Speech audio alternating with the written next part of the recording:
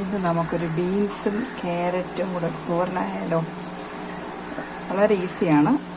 ഞാൻ ബീൻസ് അരിഞ്ഞ് വെച്ചിട്ടുണ്ട്, ക്യാരറ്റ്, ഉള്ളി, അതിൻ്റെ കൂടെ തേങ്ങ ചതച്ചത്, അതിൻ്റെ കൂടെ തേങ്ങ ചതച്ചതിനകത്ത് ചെറിയ ജീരകം, വെളുത്തുള്ളി, പച്ചമുളക്, മഞ്ഞൾപ്പൊടി, ഉപ്പ്, തേങ്ങ, ഇത്രയും.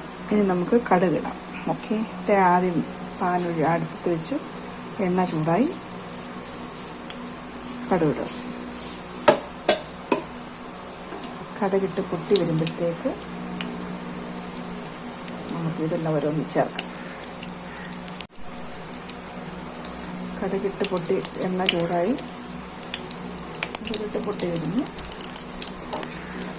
ഈസിയാണ് ഈ തോരൻ വയ്ക്കാൻ, നമുക്ക് എല്ലാവർക്കും ഇഷ്ടപ്പെടും. ഒരു കളർഫുള്ളല്ലേ കണ്ടിട്ട് തന്നെ.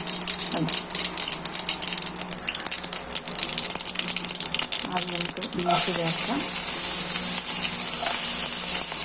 ക്യാരറ്റ് ചേർക്കാം, സവാള ചേർക്കാം,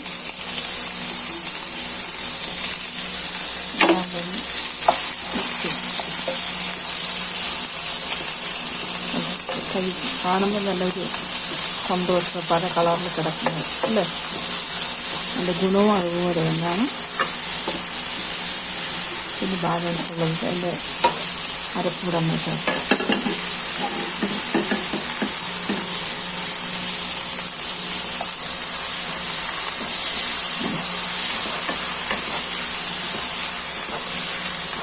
ഇങ്ങനെ ഒരു മിക്സ് ചെയ്ത് കുറച്ച് നേരം ഇങ്ങനെ കിടക്കാം.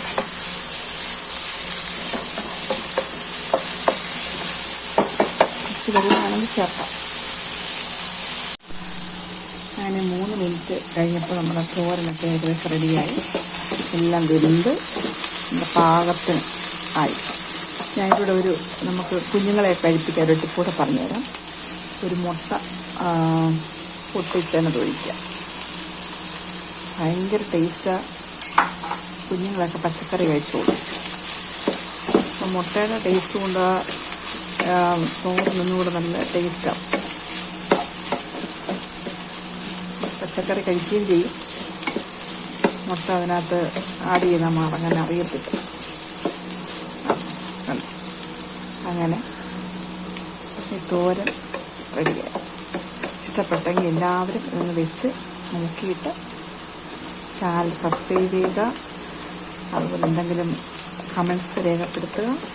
ഞങ്ങളെ പ്രോത്സാഹിപ്പിക്കുക. ദൈവം എല്ലാവരും അനുഗ്രഹിക്കുക.